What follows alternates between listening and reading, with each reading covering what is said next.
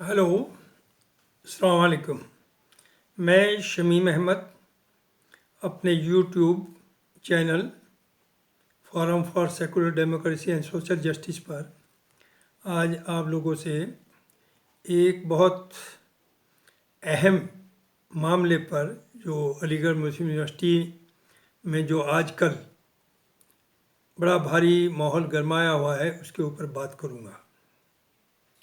दरअसल बात यह है, जैसा कि आप लोग देख रहे हैं कि पिछले तकरीबन 1-2 महीने से लोग तरह तरह की मीटिंग्स कर रहे हैं, प्रेस कॉन्फ्रेंसेस कर रहे हैं, ख़त लिख रहे हैं विजिटर को और मिनिस्ट्रीज में एंड एट्सट्रा।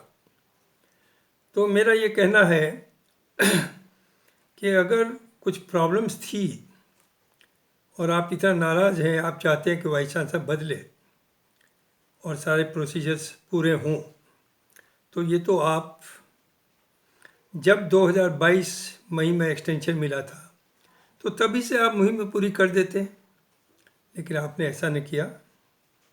आपने अब जब दिख रहा है कि उनका टर्म ख़त्म होने को मौजूदा वाइस चांसलर का, तो आपने अपनी एक्टिविटीज़ शुरू की हैं, जिसकी वजह यह है, इसलिए नहीं आपने किया क्योंकि आपको अपने कुछ काम कराने थे। बहुत से आपके काम हो गए, कुछ बाकी हैं, तो उसके लिए दबाव बनाना है कि जाने से पहले, हालांकि ऐसा नहीं है कि वो जा रहे हैं, लेकिन फिर भी कि जाने से पहले वो उनके काम हो जाए।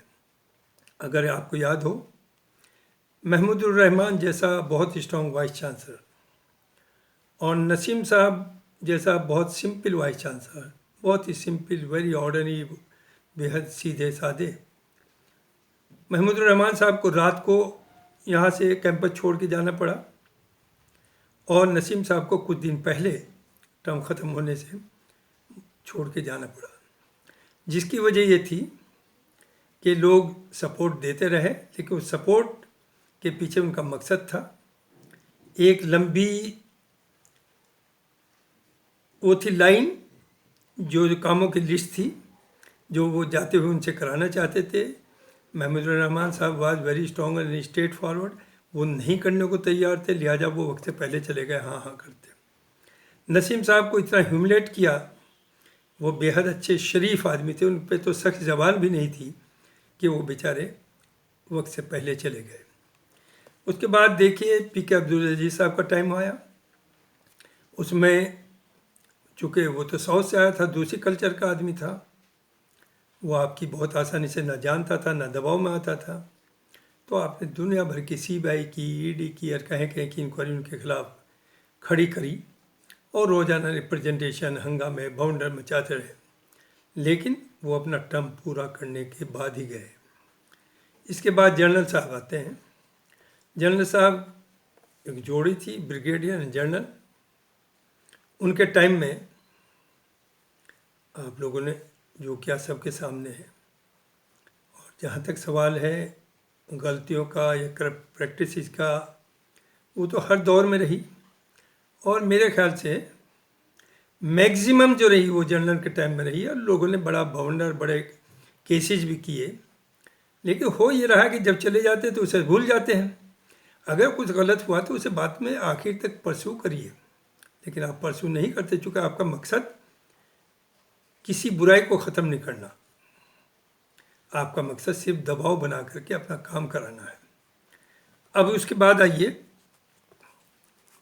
कि अब दुनिया भर के एजिटेशंस चल रहे हैं और डिमांड हो रही है कि इलेक्शन होना चाहिए, एग्रीड डेमोक्रेटिक सिस्टम में इलेक्शन होना चाहिए, लेकिन आपका as far as staff association is concern 2-3 साल से इलेक्शन नहीं हुआ, और मुझे ये कहने में कोई गुरेज नहीं, जो सेक्रेटरी बैठा हुआ है वो इलीगल बैठा हुआ है, उसका टर्म ख़त्म हो गया, उसे खुद छोड़ देना चाहिए था, और टीचर्स बैठ करके एक कमेटी बना लेते कि भाई ये काम करेंगे। अब जहाँ दूसरे इलेक्शंस की बात आ रही है, आप सबको पता है कि यूनिवर्सिटी किस लिए होती है या इंस्टीट्यूट एकेडमिक किस लिए होता है। वो इसलिए होता है इंस्टीट्यूट कोई भी इसलिए होता है कि वहाँ बच्चों को हम अच्छी से अच्छी तालीम दे सकें, उन्हें नॉलेज दे सकें। ये है मकसद। बाकी चीज़ें सब उसके साथ बाद में आती हैं, कोई प्रायोरिटी नहीं। सबसे बड़ी प्रायोरिटी है बच्चों को।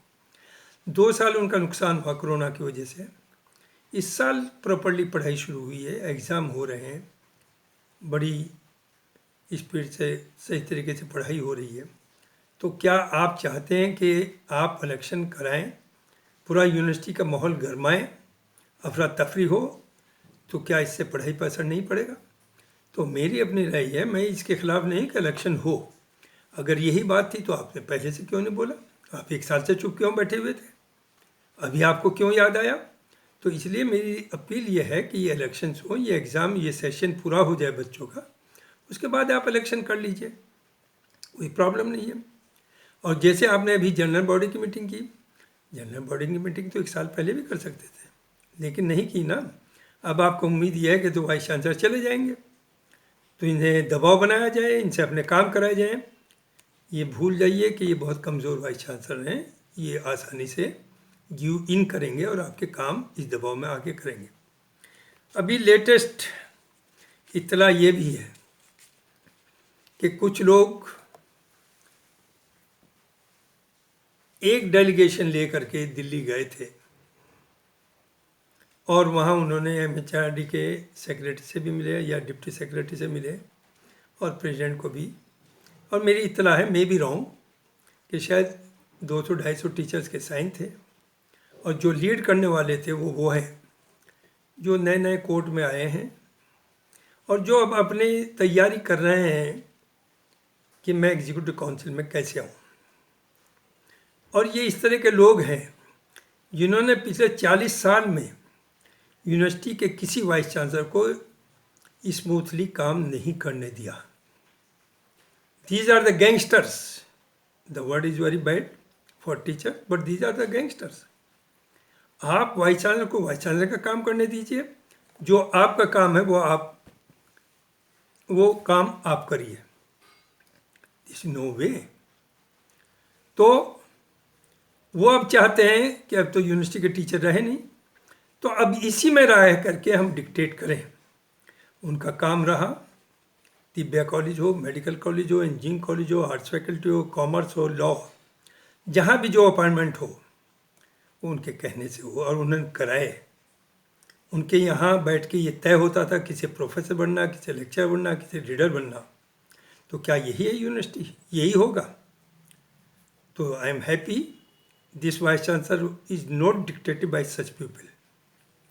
ठीक है, गलती सबसे होती है, मैं ये नहीं करना, मैं कोई ये पावर रखता हूँ कि मैं किसी को सर्टिफिकेट इशू कर सकूँ, लेकिन जहाँ तक ऑनेस्टी का सवाल है, आप इन वाइस चांसलर को इतने हल्के में ना लें। देखिए, जहाँ तक अच्छा कभी कभी इल्ज़ाम लगाया जाता है ये तो RSS BJP के कहने पर चल रहे हैं। अरे कौन सा वाइस चांसलर है सर्वाइव कर सकता है जो RSS BJP से टकराव करके यूनिवर्सिटी चला लेगा?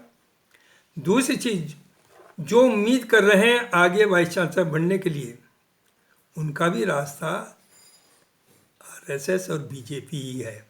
और आपको सबको पता है कि कम से कम 25-30 प्रोफेसर, सीनियर प्रोफेसर, जिनमें 8-10 वाइस चांसलर का भी ख्वाब देख रहे हैं, वो दिल्ली दरबार में जाके सलाम कर रहे हैं। वो RSS का भी काम कर रहे हैं, वो BJP का भी काम कर रहे हैं, और कोई उसमें गलती भी नहीं, कोई गलत भी नहीं। तो ये कहना कि साहब ये वाइस चांसलर तो, अरे भाई इन्होंने आपकी ग्रांट कितनी थी? 1100 करोड़। इस बार कितनी है? 1400 करोड़। तो ये इनके गुडविल है, इनके अच्छे रिलेशंस हैं कि यूनिवर्सिटी के लिए इन्होंने बेहतर किया। आप चाहते हैं टकराव हो, आपकी 1 महीने में सिर्फ 10 दिन के लिए आपकी सैलरी लेट हो गई तो हाहाकार यूनिवर्सिटी में हो गया था। अगर आप टकराव करेंगे तो आपको मिल जाएगी तनख्वाह। अब ये कहना ये तो हमारे टैक्स पेयर्स की है, हुआ करे, सो व्हाट, टैक्स पेयर्स का तो बहुत कुछ है, हु केयर्स फॉर दैट। तो आप ये भूल जाएं कि इन वाइस चांसलर को, प्रेजेंट वाइस चांसलर, मैं ये नहीं कह रहा हूँ सर्टिफिकेट दे, जैसे मैंने कहा ना दे सकता हूँ, ना मेरी ये पावर है, ना मैं इतना काबिल हूँ, ना मैं इतना बड़ा आदमी हूँ कि मैं किसी को सर्टिफाई कर दूँ कि ये तो बिल्कुल कोई गलत करता ही नहीं। हो सकता है कमियाँ उनमें भी हो, कमियां सब में होती है, लेकिन ये ज़रूर कहूँगा इनके टाइम में ठीक है, जिन्होंने गड़बड़ की उन्हें डांटा फटकारा, लेकिन किसी का इन्होंने नुकसान नहीं किया और मैक्सिमम लोगों को एकोमोडेट भी किया है। तो सिर्फ मेरा ये कहना है, अगर टीचर्स को बोलना है तो सिर्फ इलेक्शन की बात न करें। इलेक्शन करके क्या करेंगे आप? सिर्फ अपॉइंटमेंट कराएंगे, अपने दाखिले कराएंगे? आप बात करिए कि टीचर्स वक्त पे आएँ, टीचर डिपार्टमेंट में 6 घंटा बैठें। टीचर तो 2 घंटा भी नहीं बैठ रहे, सबको नहीं मैं कह रहा हूँ। देखिए कुछ डिपार्टमेंट्स हैं जैसे biotechnology, biochemistry, electrical engineering, electronics engineering, so many other department जिनमें कम से कम 80, मेडिकल में तो 99% और में 80% लोग टाइम पे आते हैं, टाइम पे जाते हैं। लेकिन कुछ डिपार्टमेंट्स तो ऐसे हैं, मेजॉरिटी ऑफ द डिपार्टमेंट, जिसमें आदमी 2 घंटे के लिए भी नहीं आते। आप ज़रा इस पर गौर करिए, कौन सी नौकरी ऐसी है जहां आप नौकरी पर जाते हो और वहाँ अपनी प्रेजेंस ना दिखाएं, किसी रजिस्टर में साइन ना करें या बायोमेट्रिक उससे अंगूठा ना लगाएं, जिससे ये तय हो सके कि आप डिपार्टमेंट में आए थे। एएमयू ऐसी जगह है, जब भी ये मसला आया कि भाई टीचर्स साइन करा करें, तो लोग तैयार नहीं हुए। फिर ये हुआ कि कोई ज़रूरी नहीं आप टाइम डालें, दिन में आप जिस वक्त भी आए उस वक्त साइन कर दिए, कम से कम ये होगी कि आपकी प्रेजेंस का पता होगा आप यहाँ आए। उस पर भी तैयार नहीं हुए। फिर एक प्रपोजल ये आया कि टीचर खुद ही अपना 1 महीने का लिख कर के दे सैलरी जाने से पहले कि मैं इसी दिन छुट्टी पर था, उसी के ऊपर छोड़ दिया। उस पर भी तैयार नहीं हुए। क्यों? होता यह है कि जो अच्छे लोग हैं वो तो हमेशा रहते हैं, उन्हें कुछ कहने की ज़रूरत नहीं। लेकिन जो गलत लोग हैं वो 10 दिन आउट ऑफ स्टेशन रहते हैं और ना स्टेशन लीव लेते हैं, और वो अपनी प्रेजेंस भी डिपार्टमेंट में पूछेंगे, कहेंगे मैं तो लाइब्रेरी में गया था, लाइब्रेरी में कहेंगे मैं तो फला डिपार्टमेंट में डिस्कस करने गया था। तो देखिए, आप अपने को भी सुधारिए और कोशिश करिए बच्चों के जो मसाइल हैं हॉल के हैं उन्हें अच्छी लाइफ मिले, अच्छा खाना मिले, अच्छी सहूलियतें और हों उनकी। उसी तरह से लैब्स को देखिए, लैब्स में सही लेटेस्ट इक्विपमेंट है नहीं, बच्चों की ट्रेनिंग क्या है, इस पर जोर दीजिए। आप कभी भी बच्चों के इशू पे तो कोई टीचर खड़ा होकर बोलता ही नहीं कि सिलेबस पूरा होता है या नहीं, पढ़ाई सही हो रही है या नहीं। और ये भी होना चाहिए, उन टीचर्स को आइडेंटिफाई करिए जो 20% भी कोर्स ख़त्म नहीं करते, सिर्फ ये करते हैं कि सेशनल में 99% नंबर दिया, बच्चा खुश। और चूँकि सिस्टम ये है, कभी कभी पेपर उसका भी होता है, तो वो पेपर्स में भी 9 के 100 करने में उन्हें कोई गुरेज नहीं होती। तो हम अपने को भी असेस करें, वाइस चांसलर को बिल्कुल असेस करिए। अव्वल में तो आपका काम है पढ़ाने का, उसे असेस करने का काम है कोर्ट और एग्जीक्यूटिव काउंसिल का। एग्जीक्यूटिव काउंसिल है, कोरम पूरा है, कोर्ट का मुझे पता नहीं कोरम पूरा हुआ या नहीं हुआ। और सुनने में आया कि मीटिंग करने वाले हैं वाइस चांसलर साहब जल्दी ही फॉर द पैनल, और अगर करेंगे तो I sure you there is every possibility कि तारिक मंसूर साहब को एक टर्म और मिले। आपके या मेरे चाहने से कुछ नहीं होता, वो वही होगा जो कि दिल्ली सरकार तय करेगी। आप ना वाइस चांसलर को हटा सकते हैं, ना आप अब बैठा सकते हैं। तो ये याद रखिए, you are not the vice chancellor appointing authority, appointing authority is somebody else. नाम जाते हैं, एक फॉर्मेलिटी है ये। तो 5 नाम इसी से जाएंगे, जिसे गवर्नमेंट चाहेगी वो 2 नाम जाएंगे उसमें। कोर्ट से 3 जाएंगे, 3 में से 2 नाम वो जाएंगे जिसे गवर्नमेंट चाहेगी। आप बैठिए, आप में कितने दम वाले हैं, किसकी हिम्मत है? रोल नहीं देखते डे टू डे अफेयर्स में आप क्या करते हैं? तो इसलिए बच्चों की पढ़ाई को चलने दीजिए, उसे डिसरप्ट मत करिए। जहाँ तक टीचर्स का मामला है, आप स्टाफ कल में आइए, अपनी मीटिंग्स करिए, बैठिए, लेकिन किसी को अब्यूज ना करिए, किसी को वो ना करिए। जो टीचर्स के मफाद की चीज़ें हैं उन बातों पर डिस्कशन करिए। जो स्टूडेंट्स के लिए हमें नहीं कर पा रहे हैं और करना चाहिए, उसकी भी बात करिए। और certain you have the right कि जो जहाँ कमी आप नज़र आ रही है उसे पॉइंट आउट भी करिए, वो आप कर सकते हैं, कर देना चाहिए। Thank you very much, so kind of you. आपने सुना, और अस्सलाम वालेकुम।